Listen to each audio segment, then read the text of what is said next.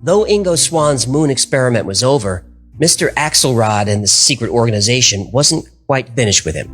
About 6 months after leaving Washington, D.C., Swan was in a supermarket. While doing some grocery shopping, he spotted a stunning woman. He describes her as one of the most beautiful women he'd ever seen. What was she wearing? Don't be creepy. Hello, I'm asking for science.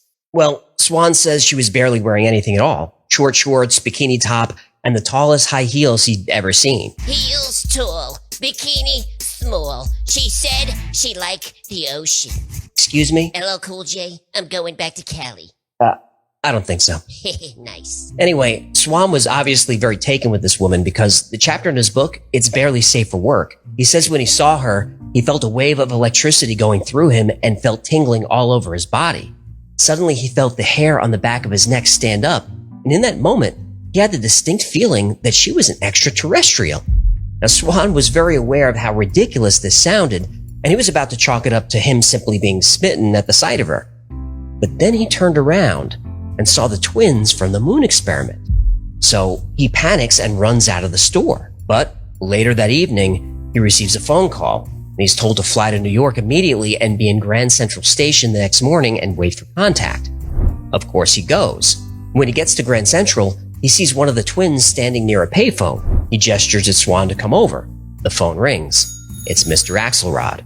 Axelrod asks all kinds of questions about his interaction with the woman, and Swan relays the story. At first, Axelrod is suspicious. He demands to know if he knows her, if she saw him, if she might be following him. Now, Swan doesn't understand any of this, and he starts to become frightened and tells Axelrod he's never seen her before and has never had any contact with her. Now, finally, Axelrod tells Swan, just stay away from her. Swan asks who she is. Axelrod says all you need to know is that she's very dangerous. Swan says he understands, and they chat for a while, and Axelrod asks him how his remote viewing success rate is doing. Swan says he's almost 65% accurate, but not quite there. So Axelrod says, when you get to 65%, write the number 65 on a note on your desk and leave it there. Tell no one, we'll be in touch. And just like that, Axelrod hangs up. Ingo Swan doesn't hear from Axelrod for a year, but he finally gets his remote viewing success rate to 65%. And just as he was instructed, he writes the number on a slip of paper and places it on his desk and goes home for the night. Now, even though his office is locked and nobody knows the code, when he gets in the following morning, the note is gone. And on his desk is what looks like a light dusting of powder.